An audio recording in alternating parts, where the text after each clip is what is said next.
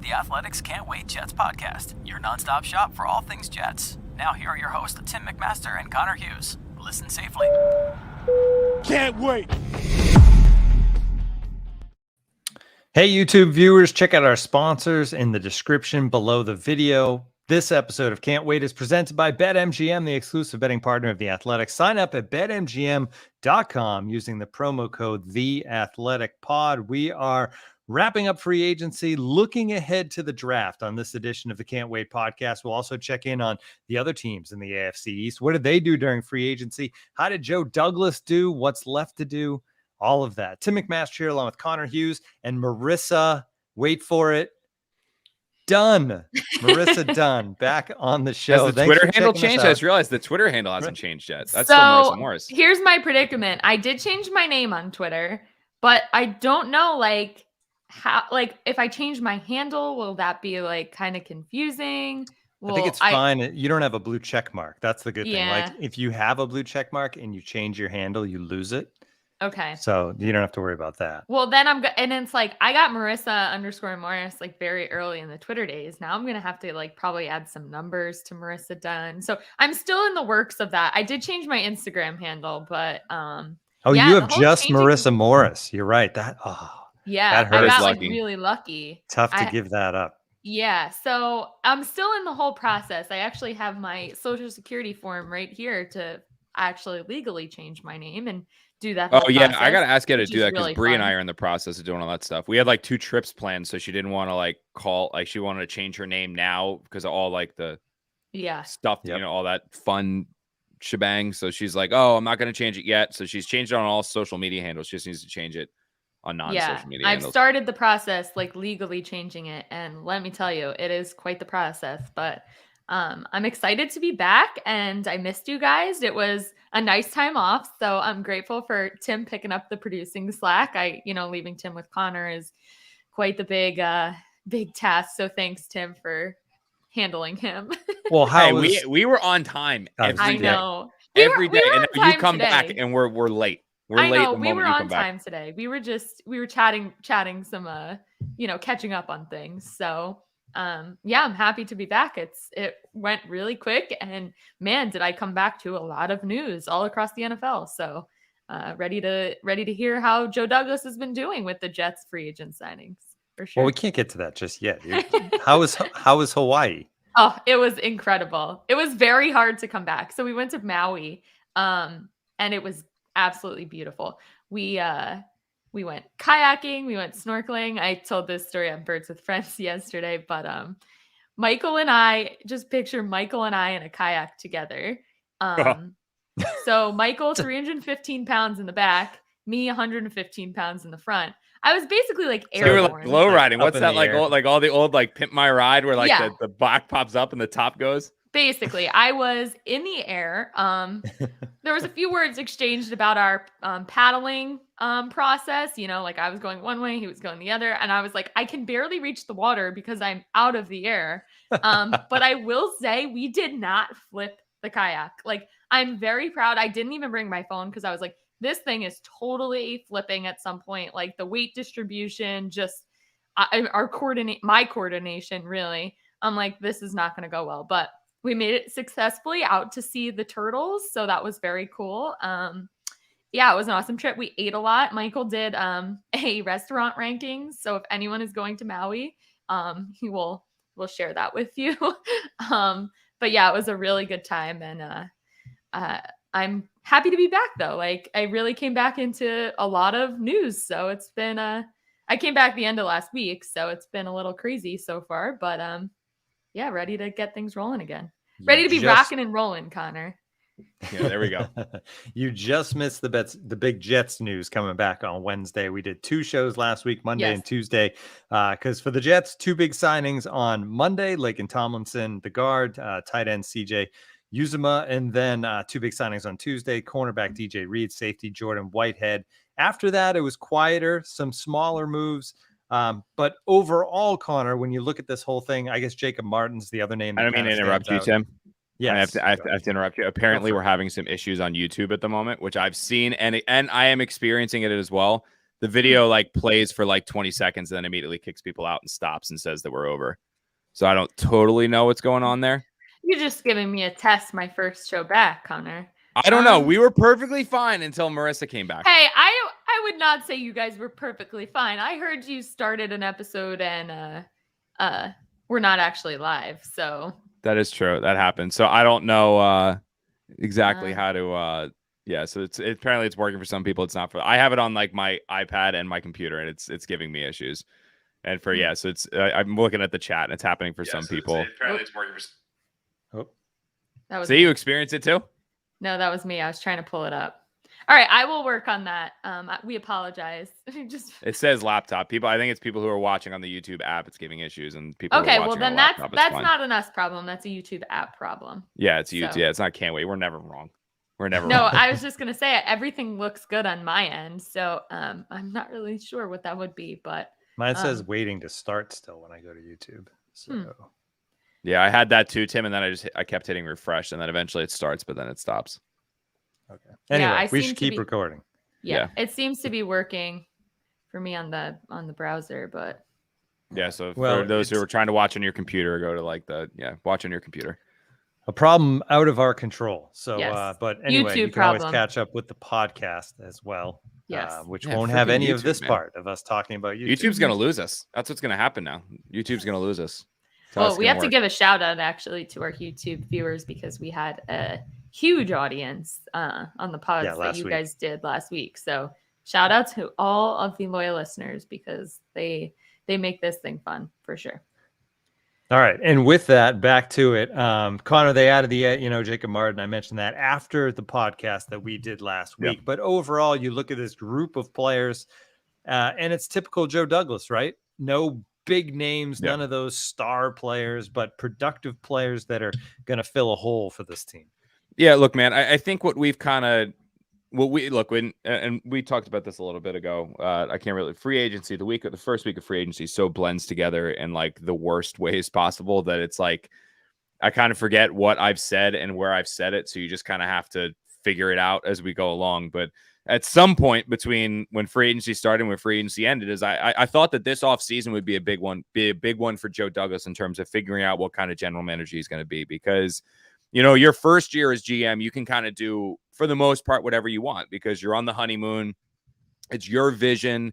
No one's going to doubt you. Everyone's going to trust you. Everyone's going to believe in you. And that's exactly what Joe Douglas did his first offseason, where he made very little splash signings. He made very little big boom contracts, nothing crazy, nothing that really rocked the boat. It was, we're going to build through the draft and free agency is what we'll use to supplement our roster. And then year two came around, and he was a little bit more aggressive and a little bit more active when he went out and he signed Corey Davis, and he went out and he signed Carl Lawson. He went out and he got Jared Davis, who was a player that, while he didn't contribute too much last year, he was a player that the Jets were very excited about, a player they prioritized signing.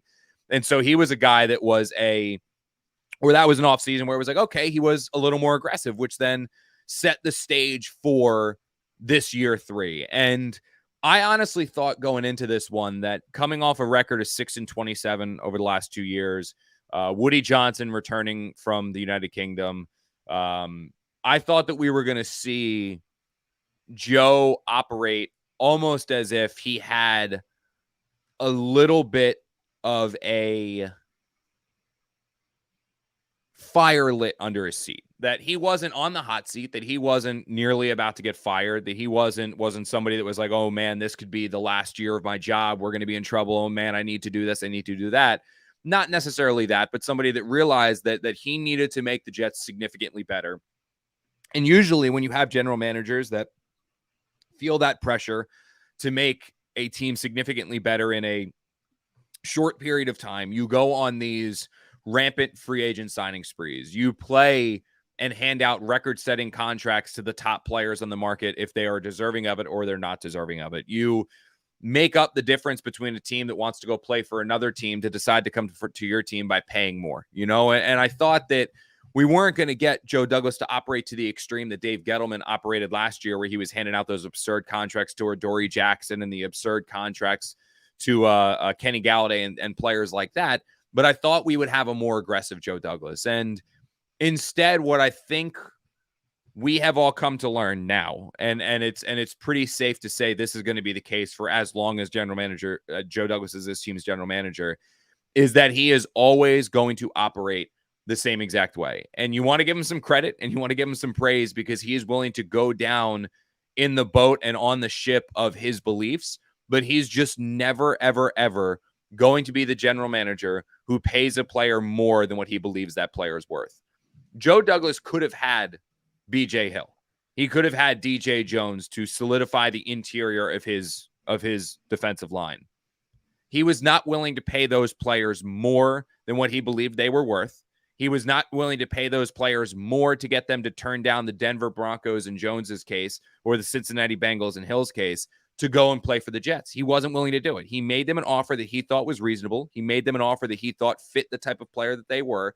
And when those players found better options elsewhere, in their two cases, options to go back to teams and the Broncos that are going to be a contender and the Bengals, a team that just went to the AFC or went to the Super Bowl and won the AFC championship, he let them go. And he pivoted to a contingency plan, which is going to be in the NFL draft.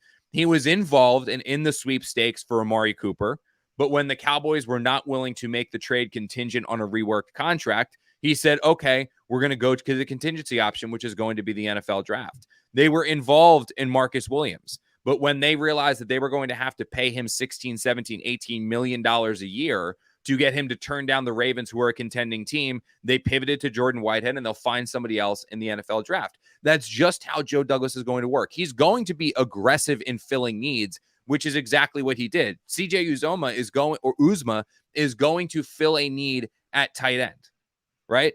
Laken Tomlinson is going to fill a need at right guard. Martin is going to fill a need as a situational pass rusher. Reed is going to fill a need at corner. Whitehead's going to fill a need at safety. These guys are going to fill needs at positions where the Jets needed players.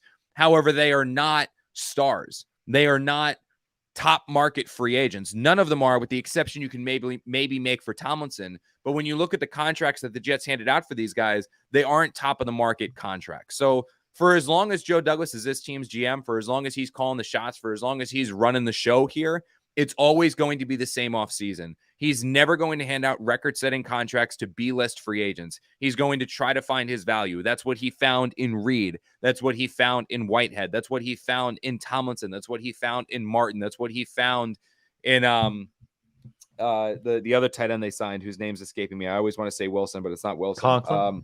Conklin. Yes, thank you. I don't know why I keep thinking his last name is Wilson. I think I'm thinking of Luke Wilson, the tight end for the Seahawks. I don't know why I keep thinking that, but Conklin.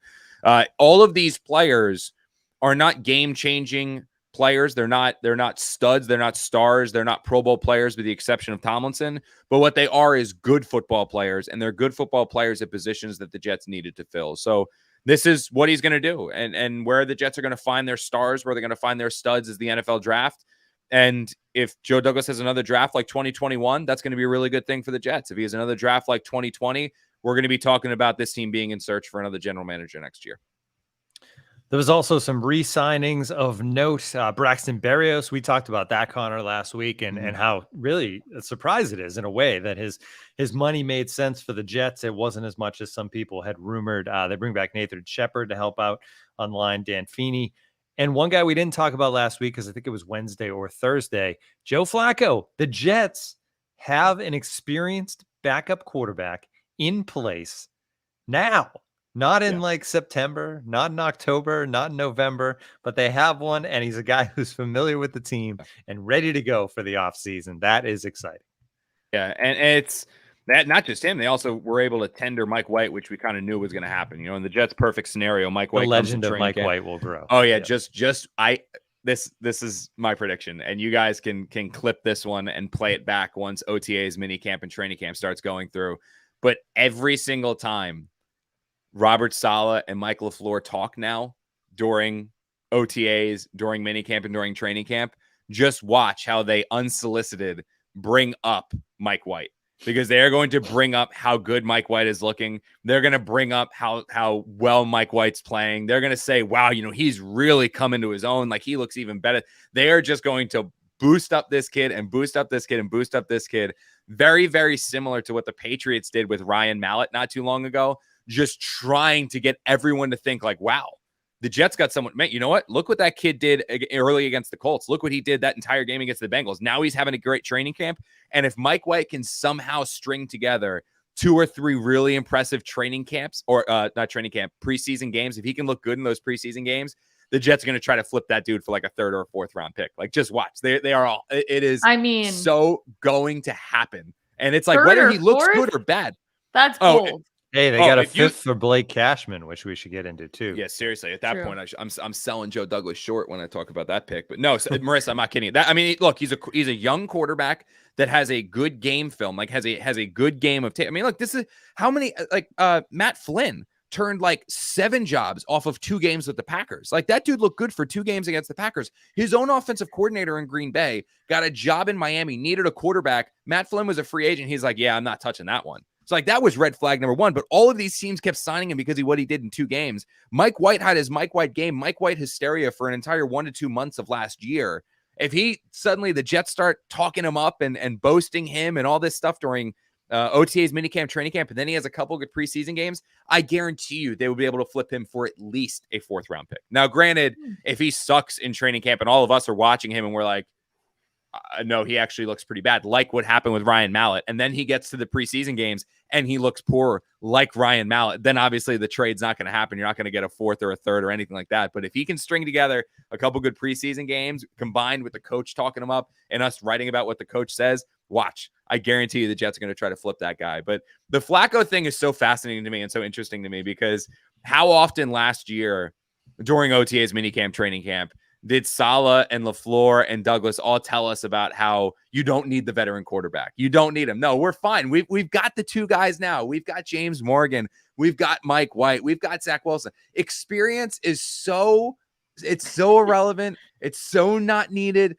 Don't worry about it. The quarterback room is fine. It's going to be great. You know, Mike White's played before. He's been in the league. That's fine. We don't need the veteran. We don't need it. Suddenly they get Zach Wilson goes down. They immediately trade for Joe Flacco. And Robert tells us at the end of the season about how Joe Flacco is a priority re-sign for the Jets. So, I mean, it's the whole thing is like, sometimes it's what you think and what you know is actually the truth. And you got to see through the coach speak, and you got to see through the bullshit, and you got to see through like what it actually is and what they're trying to portray.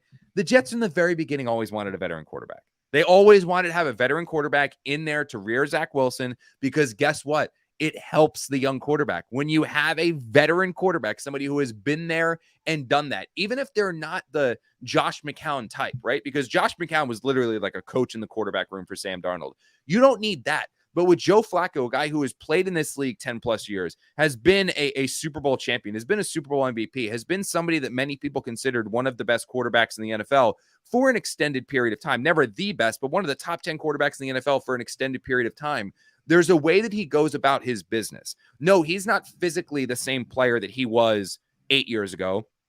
No, he's not athletically the same player he was 10 years ago. He's not the same quarterback that he was 10 years ago. But the way that he studies film, that's how he did it 10 years ago. The way that he practices, it's how he did it when he was in his prime. The way that he studies film is how he did it in his prime. So even if he's not saying, hey, Zach, come here, like get underneath my shoulder, get underneath my arm. I'm going to show you exactly what we're doing here. Look, Zach can sit there in the same meeting room and just watch Joe operate and watch Joe go throughout his emotions and watch Joe practice and learn and pick up on things, because Joe is a veteran quarterback who has done this for a very long time and had success at this for a very long time.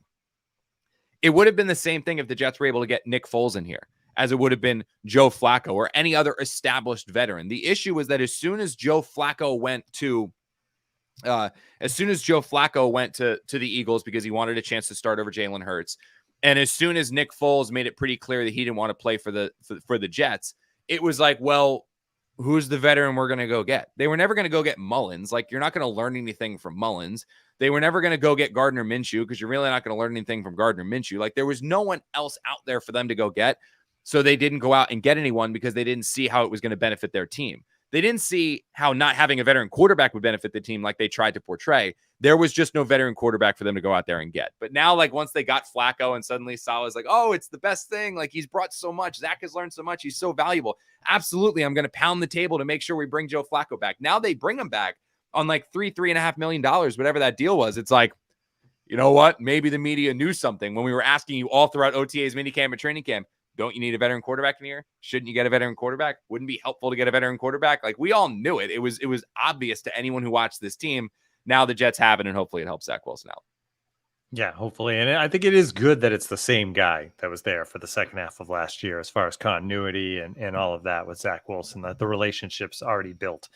Those are good things. All right. So you kept mentioning it in the first part of the podcast about what they got, which was, okay, we'll now address that in the draft. We'll address that in the draft. We'll address that in the draft. So let's talk about that and the draft and what needs to be addressed.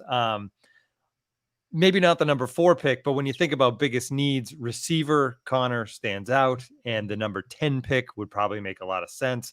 But when you look at the guys, everyone has kind of said like the stud star number 1 receiver isn't in this draft. And while that may be true, when you think about this specific offense, there is a guy that makes a lot of sense, right? Like this offense, what Mike LaFleur is looking for in Garrett Wilson out of Ohio State make sense, even if he's not the obvious like number 1 going to step right in day 1 and be a star player in the NFL. Yeah, it's the problem is that there's no like it's not even like there's not a number 1 receiver. Like you might be able to find like a guy who makes a couple Pro Bowls. Like Garrett Wilson might be a player that in the right offense he can make some Pro Bowls, or you might have a guy who's routinely over 11 and 1,200 yards receiving. You know what I mean? But it's just, there's not, you might find like a perfect example is you might find an Amari Cooper in this draft. I don't know if Amari Cooper has ever been considered a top 5 receiver in the NFL. I don't know that. I know he's been considered one of the better receivers in the NFL. He's never been a top 5 receiver. The problem is over the last several seasons and over the last several drafts, I should say, there's always been a couple players, a couple receivers picked where you're like, that guy's just a stud. Like Chase and Devonta Smith coming out of this year's draft. Everyone knew, every talent evaluator knew those guys were number 1 receivers. Like they were going to be bona fide, no doubt, number 1 receivers that were going to make legitimate differences. Chase was several tiers above everyone else, but Smith was right in there. There's no Chase in this year's draft. There's no Devonta Smith in this year's draft. I was told by somebody that if Elijah Moore was in this year's draft, he would be a top 15 pick. So, like, that's kind of what you're looking at is the players. Where would Denzel Mims go in this year's draft? Jeez, my God. I just like to get a Denzel Mims mention in every podcast. Yeah, let people continue. Yeah, I saw. I think it's Justin Gray. I think was starting. Him and Justin Gray and NYJ Matt are like back on the Denzel Mims bandwagon. I swear to God, if I start getting my ripped apart because I criticized Denzel for getting reps with the 10th team offense in OTAs and minicamp, I'm gonna lose my mind with those two guys. Like that's it. You guys, I'm blocking both of you if you guys start this Denzel Mims movement and then start coming at me when he stinks. But no, like I think that's what you need to take into consideration. So there's no Chase, there's no Smith, there's no Odell Beckham, there's no Mike Evans, there's none of those guys in this year's class. And that's not, you all know, I feel like I just need to like pull the paper out and read it again. I'm not a scout. I don't pretend to be a scout, but I talk to people who do this for a living and then trust what they say. With that said, receiver is absolutely a position that the Jets need to address. They cannot go into next year with just Corey Davis, Elijah Moore, and Braxton Berrios and Denzel Mims. And if they bring back Keelan Cole, like you just don't, it's not going to work. Like they need another X receiver out there. So they're going to have their choice. And in my opinion, it kind of comes down to 2 guys. It's Garrett Wilson or it's London, the kid out of USC. And it's just about what Mike LaFleur wants to add to his offense. We had Dane on the show not long ago, a couple weeks ago, who talked a lot about Garrett Wilson. And he said, if you're looking for the player who is tailor-made for Mike LaFleur's offense, it's Garrett Wilson because he's shifty and elusive. He's an incredible route runner. He can stretch the field, but he's also a very elusive in space. He can play outside. He can play inside, and he's incredible yak. His yards after the catch is great. That's something that he excels in. That's something that he's great at. That's what he does. So is he a X receiver? Is he a 1,400, 1,500 yard a year guy? I don't know. But from a talent perspective, I think he can be a really good NFL receiver, a really, really good NFL receiver. And if you add a really good NFL receiver to a trio of very good pass catchers, which the Jets believe they have in Corey Davis and Elijah Moore, well, no one's really getting the double coverage because you don't know who to double cover on every particular play. So I think that Garrett Wilson is the one that's like interesting because he's the perfect fit for the offense.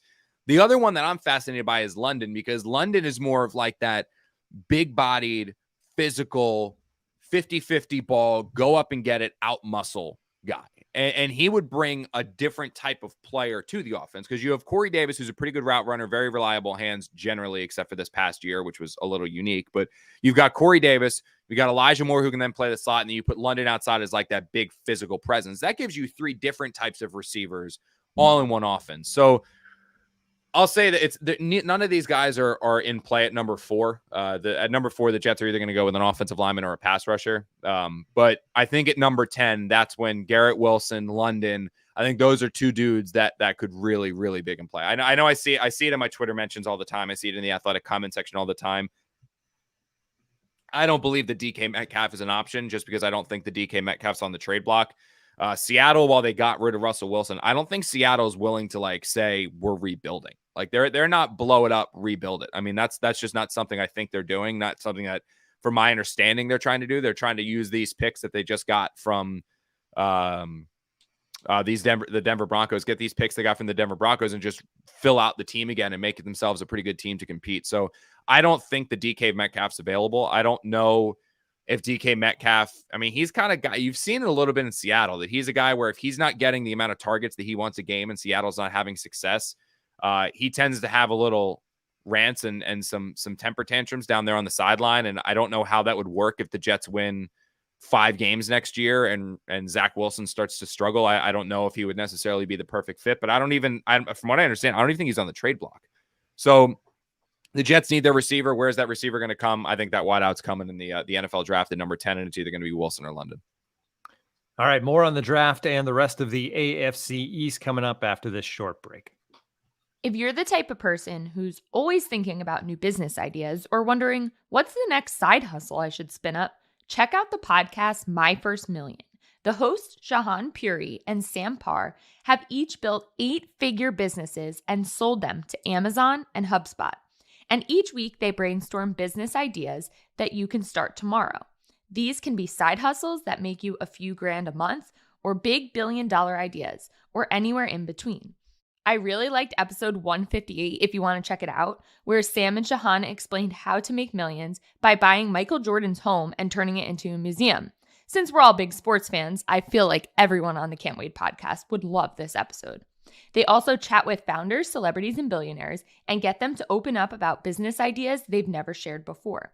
For example, their episode with Rob Dyrdek, you might know him from Rob and Big, episode 225, was so fascinating. The guy has built a $400 million media empire and has been tracking every second of his day for the last decade. It's crazy. I really recommend you listening. So make sure you check out My First Million. That's My First Million on Apple Podcasts, Spotify, or wherever you listen to podcasts. Can't Wait listeners have heard us talk for many years now about Magic Spoon because we just love it. I was on my honeymoon recently and wasn't eating really healthy, so when I came back, I knew that I had to go straight for the Magic Spoon. Growing up, cereal was one of the best parts about being a kid, but we had to give it up because we realized it was full of junk and sugar that you really shouldn't eat, until Magic Spoon came along.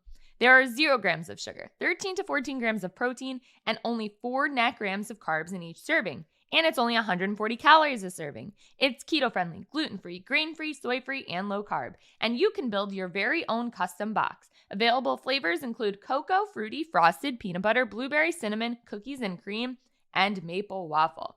So if you want to check it out, go to magicspoon.com/wait to grab a custom bundle of cereal and make sure to use our promo code WAIT at checkout to save $5 off your order. And Magic Spoon is so confident in their product, it's backed with a 100% happiness guarantee. So if you don't like it for any reason, they'll refund your money, no questions asked. Remember, get your next delicious bowl of guilt-free cereal at magicspoon.com/wait and use the code WAIT to save $5 off. We thank Magic Spoon for sponsoring this episode. I thought Rob Dyrdek died. Or was that the dude who was on the show with him? You'll have to listen to the episode, Connor. I hope he makes it through the episode. It is that guy's fascinating though. Like 8 hours sleep. Oh no, he's a skateboarder, right? No, that's okay. I was thinking of the guy. Big is the one who died. You like beat me to it. I was going to comment on why Marissa wouldn't bring Magic Spoon with her on the honeymoon, and you jumped in with Rob Dyrdek. being dead, but he's not. It was just the guy in the show. My dad and I didn't bond over very much, but we loved watching that show together. And I don't know why. Like it's like that is like the one thing that we hit it off with was we have some big news coming in, and thanks to the chat for sharing it. According to Ian Rappaport, another blockbuster trade coming. Despite an offer from the Chiefs that would make superstar Tyreek Hill one of the highest paid receivers, extension talks have stalled, and Kansas City has now given Hill's agent permission to seek a trade.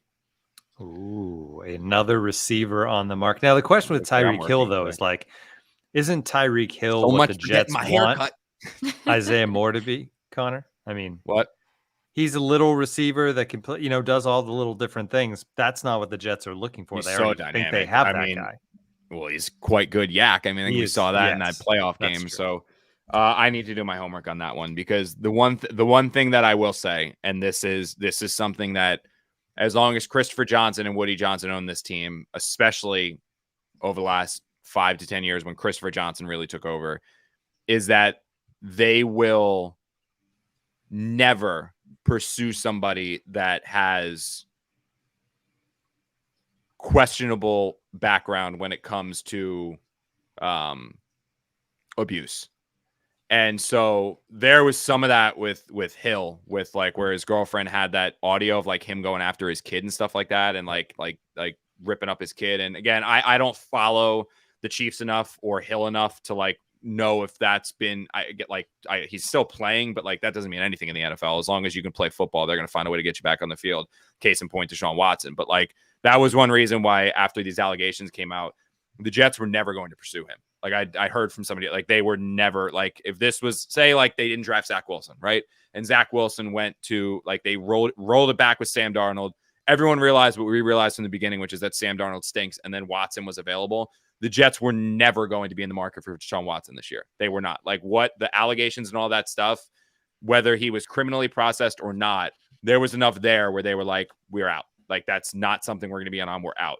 I don't know if the Hill stuff is going to be similar to that. Again, I'm finding out about him being on the market right now. So I have done no homework. I haven't done any texting. I haven't done any talk. I haven't reached out to pick brains and stuff like that.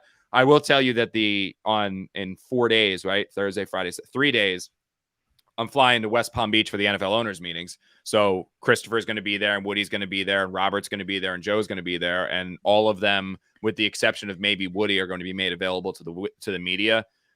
So we'll find out for sure if the Jets are in on that there. But I mean, that's a dynamic player, a dominant player, and he would be a great fit for the offense and absolutely a stud. And the Jets have the picks to make something happen there. Again, my only question is, would Christopher and Woody sign off on that? And I don't know, because I haven't done any homework. Like I said, I had no idea this dude was available until literally right now. But if Christopher and Woody are willing to sign off on it, then I see no reason why the Jets wouldn't go and pursue the guy. I mean, he's a dynamic player. And the one thing that I will say is looking over all of these contracts, and I know this from talking to somebody in the Jets building, the reason why they have structured the contracts the way that they have, because all of these deals that they have signed Tomlinson, Reed, everyone like Whitehead, all of the guys that they've added, they all have very small cap hits in year one. Like that year one cap hit is very, very, very small. The big cap hits come next year and the year after, 2023, 2024. The 2022 cap hit is very, very, very tiny. Very, very tiny. And the reason they did it that way was they wanted the flexibility to jump on a trade and acquire a player if they saw the right player to do that. That's why they were in on Chandler Jones. They were going to be able to get a guy because they structured these deals the same way, where they could absorb a big cap hit this year. That's why if they wanted to be on Danielle Hunter, although that $18 million roster bonus was so egregious, they couldn't really get anything done there, but they could have been in on Danielle Hunter. They can now be in on Tyreek Hill if they want to be on Tyreek Hill because of how they've structured these contracts. Now, will they?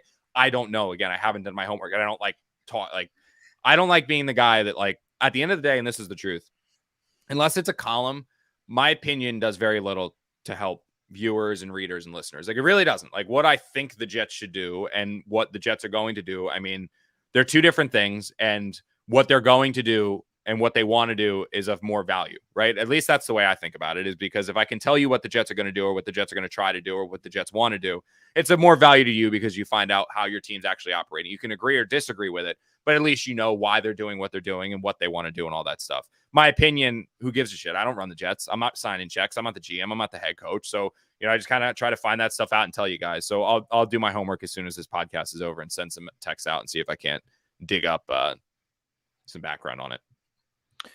It's interesting too, just to think about what it would take on the draft side as we discuss this draft right now, right? Like, what's that? I don't know. I mean, he wants a new contract, right? So you got to pay him. So right. I don't think 10. I don't know if 10. Maybe 10 would. Maybe it would take the 10th overall pick. But if you're talking about, okay, you're going to draft Garrett Wilson at number 10, or you can trade that same pick and go get Tyreek Hill. I mean, that's a no-brainer. Yeah. Why are you? I mean, how old is he? He's still young, isn't he? Yeah. I mean, he's still in his 20s. Hey, he's 28. So you still got at least 4 years left of this. So it's yeah. Let's speak about that number 4 pick, though. You mentioned a little earlier, pass rusher or line. If both are available at number 4, which is, it seems like one is more likely, one of them will be available, not both, but there's possible that there's one lineman there and Thibodeaux. Which direction do the Jets go in that case? Does Robert Saleh win out as the guy who always wants the pass rush, or does Joe Douglas, who loves building up those offensive lines, does he win out? Yeah, so I had a lot of people because Rich Cimini at ESPN wrote about Thibodeaux and what some of the scouts that he talked to were saying about him, right? Where they have concerns about his off-field interests and how he concerns about this and how he's concerns about that, and would he actually be a player? And I can tell you that that's not like Rich ain't lying. Like that is absolutely talk that's out there. I mean, I had it confirmed at the combine in Indianapolis. I talked to a couple agents who represent players at the same positional group, who are obviously, and they don't take it with a grain of salt, but they know the market because they're trying to figure out their players, and he's a player in their market. So they're trying to figure out, and they've like, yeah, oh no, I've talked to people and general managers who have that excuse. I talked to a scout who said the same thing. I've talked to others in the field or in the scouting, without divulging who, like the other in the scouting who have said very similar things. But what's so polarizing about Thibodeaux is that some people are worried about it and some people are not worried about it. Like some people have zero concerns with it and some people have a lot of concerns about it. Some people would not draft him for this reason. Some people are like, who gives a crap? Like the one person I was talking to that really didn't have an issue with him in any way, shape, or form was the reason they stated is he goes, he's just into branding. Like, it's just like, he likes branding. Like he likes his brand. He's into his brand. He's into Kayvon Thibodeaux being the football player and also having that brand outside of it and being marketable. And that's one of the reasons why he'd probably be so good in New York, is because he'd have all those opportunities afforded to him. And I was like, well, is that a problem? And he goes, no, it's just, that's today's athlete. That's like, I mean, with the NIL stuff in college, that's the new normal. Like every single player is going to be like that because that's how they're going to get paid in college. Yeah, that's what this guy told me. Is that he said, he goes, dude, because that's just branding. Like that's just the new athlete. That is the new athlete, that they care about their brand and they care about it. Then he said, as long as he's in a building that has, as long as he's in a building that hold on, my editor just messaged me. Yes, because he messaged me. And here we go. Yes, Schefter said the Jets and Dolphins are in serious talks to trade for Tyreek Hill. Well, here we go. Well, it looks like we're gonna have. This is what live breaking news is like. This is fantastic. Yeah. Why don't you call up Joe and see if he'll join the podcast? Put it on speaker. Let me try to confirm it. I might as well try to confirm it. Tim and Marissa, you guys talk for a second. Well, I will, now that we're talking about the draft, Dane Brugler had a podcast out today with NFL.com draft analyst Lance Zierlein, which is on the Athletic Football Show feed and every Wednesday. So if you want to catch up on what's going on with all things draft, they talked a lot about David Ajabo's injury, which is just heartbreaking to see, a guy that's got a first round grade on and tears his Achilles at pro day, like really, really heartbreaking. So where that injury will impact his draft status, they give their takeaways from several of the big pro days. They also talked about the Deshaun Watson trade and the how it impacts this year's draft. So if you want to hear more about the draft, Dane Brugler is your guy, and he has the Beast coming out in early April. When does the beast come out? Right. Early Very April. soon. He is working day and night on that thing. And I don't know how he gets it done. He's got 4 kids, twins, twins under the age of 1. So shout out to Dane and everything he is doing, but he will have you fully covered with all you need to know about every draft prospect before they head to Vegas at the end of April. With the how is that feeling? Is that good? That was very, very good. With the Hill stuff, what's interesting is we were going to talk about what the other teams in the division kind of did over this free agency period too, and suddenly now you have Hill available and Schefter saying it's Jets Dolphins, an interdivision battle to get him. Yeah, they're in on him. Okay. Yeah, obviously Schefter's not freaking lying, but if you want me to confirm it, that's confirmed. They're in on it big. Yeah. Okay. So that could happen. I mean, it seems like this is moving incredibly quickly at this point. Yeah, it's like I'm not freaking leaving today, so that's gonna be fun. Yes. Yeah. Somebody go pick up Connor some lunch. So do you know like what it would take, Connor? They said Kansas City wants a first-round pick, and they're seeking probably a quote massive haul, according to Ian Rappaport. I mean, the fact that the Jets have the 2 first-rounders just lines them up so perfectly for this, right? That they could actually trade 10, where they would probably take a receiver anyway, like you said, and they get him, and then they still have number 4. I mean, makes a lot of sense. How do you want to handle this, Connor? I know you got a lot of work to do. We were just going to wrap up the rest of the division, which we can do down the road, so we could actually put a bow on this thing and let you get to work, or do you want to keep? Just send this tweet real quick. I just got to make sure I don't have any typos here. Hold on. Just an inside look at Connor's source checking. That's funny. The Dolphins in free agency, they worked on the line. They got Teddy Bridgewater as insurance at quarterback, Chase Edmonds, another weapon. Okay. So they've done a lot for the offense. And this would obviously be another huge pickup for them and the Jets. We've kind of gone in on it. What do you got, Connor? All right, it's like going back and forth with somebody now about this. And obviously one person's radio silent, of course. Now you go fucking silent on me. Yeah. Connor, for the record, I did not live. see. Yeah. Sorry, it's like So I start like picking my nose. Like so true story. Like during free agency, Bree came home the first day of free agency, and my hair was like straight up, and she looks at me and she's like, how many times have you run your hand through your hair today? I was like, you don't even want to know. Like, you do not want to know. I fucking saw the 3 dots and I'm like, oh man, like what's that going to say? So here's the thing. When the Jets structured their contracts the way that they did, and I'll just go over this a little bit further from, actually, let me send one more text.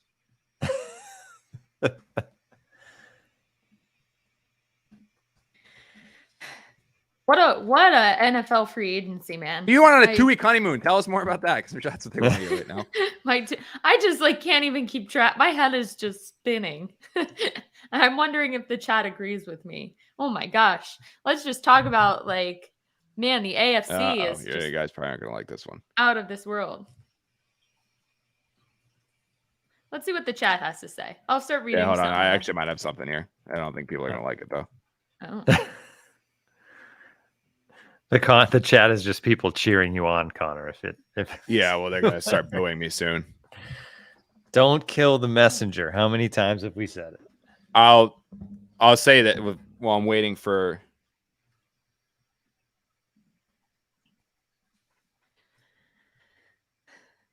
That I'm looking at them now.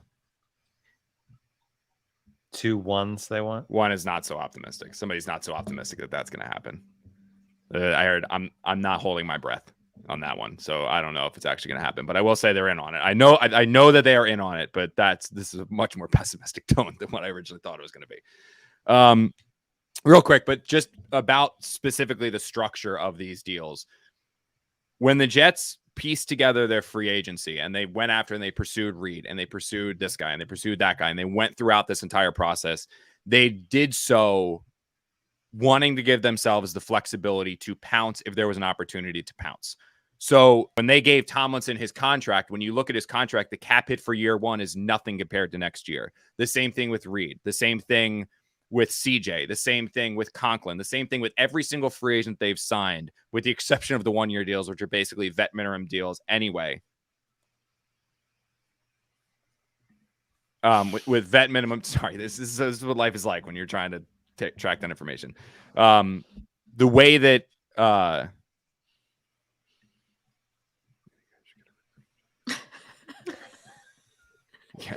trying to. I actually don't even know what that means.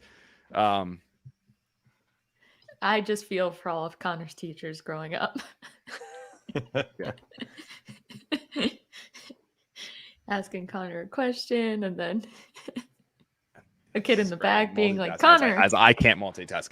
So the reason why they structured all these contracts the way that they structure these contracts, like I said, is so that they have the flexibility right now. All of these cap hits, these big money deals, $10 million annually, blah, blah, blah. They all have cap hits of like $4 million, $2 million, $3 million in year one.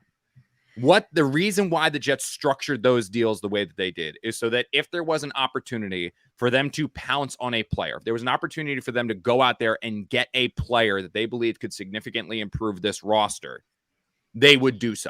And they had the flexibility to do so.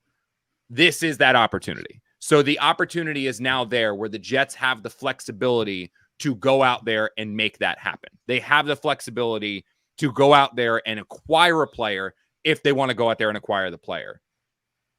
The big thing is right now, so the Jets are in on it. That I know for a fact. The Jets are going to be in on this guy. But Schefter reported. Like, you don't need me to confirm Schefter. You can take that as a fact. If you want me to freaking confirm it, like, yeah, I've just been told by 3 people that, yeah, they're absolutely in on him. But what it's going to come down to is the kid. It's going to come down to Tyreek Hill. Does Tyreek Hill want to go play for the Miami Dolphins in Miami, or does he want to come play for the New York Jets in New York? What does Tyreek Hill want? That's what it's on. The Jets are going to put their offer out there. The Jets are going to go pursue him. And if he chooses the Jets, then he's going to go to the Jets. They're not going to overpay. They're not going to change it up. It's very, very similar to when they went after Chandler Jones. The Jets put an offer on the table for Chandler Jones. The Jets pursued Chandler Jones. Chandler Jones chose to go play for the Las Vegas Raiders. He did not choose to come play for the Jets. The Jets are going to put a package together for the Kansas City Chiefs. That package is obviously based off of what you just saw where they want a new contract. It's going to be contingent on Hill signing a new contract. So the Jets are going to put a contract out there for Tyreek Hill. They're going to put draft picks out there for Tyreek Hill. And then it's going to be on Tyreek Hill. Do you want to go to the Miami Dolphins or do you want to go to the New York Jets? The Jets are very much in this. The Jets have a chance to go out there and get him, but it's going to come down to the kid. Does he want New York or does he want Miami? And then it's all the things that we bring up, right? Sales tax or income tax, Florida, 0, New York, way too much. Crazy. All the little things. But then it's New York and the chance to be a star and all that. And we've talked about, is that a real thing anymore? And all that. There's so many things to take into account. The weather, the fact that he's from, I think, Georgia, I read he's from. So does that matter to him? Yeah. A lot to digest, and it seems like it's moving really quickly for sure. Yeah. Cool. So yeah, should we? Look, honestly, yeah, we might as well just wrap it now, and then when this happens or doesn't happen, we're gonna. I mean, look, if they trade for this guy, we're gonna be coming back and doing a show. So it's right. Gonna be a 2 for Tuesday. But oh no, it's Wednesday. Whoops. Okay, 2 for Wednesday. Sorry. Like now, this is like I can't multitask. And you guys are seeing what it's like when I multitask right now. And Marissa has to somehow make sense of it. I got the 2 monitors, so I have iMessage up on one, and I got like 4 text messages going at once, like trying to like track down the validity of this. Because again, what a lot of people do say is say Jets for clicks. Like the Jets are in it. Whether they get him though comes down to Tyreek Hill, and we'll see what he chooses. All right. Well, we will be back with you if that happens. If for the record, I'd rather play with Zach sure. Wilson than freaking Tua. Tua's not good. Tua stinks. And that's another thing. Yeah, the quarterback. However, I do love money, and money. The big thing with money is that you get more bang for your buck down in Florida. So we'll see. We will see, and we'll be back with you if they make the move. But keep track of it through Connor on Twitter. Make sure you're joining The Athletic. If you haven't yet, $1 per month for 6 months right now. theathletic.com/can't wait. Thanks for joining us for what has been a wild Can't Wait podcast. From YouTube not working to the Tyreek Hill rumors to Marissa returning from her honeymoon. It's been a lot. Thanks for tuning in. We'll talk to you again next time.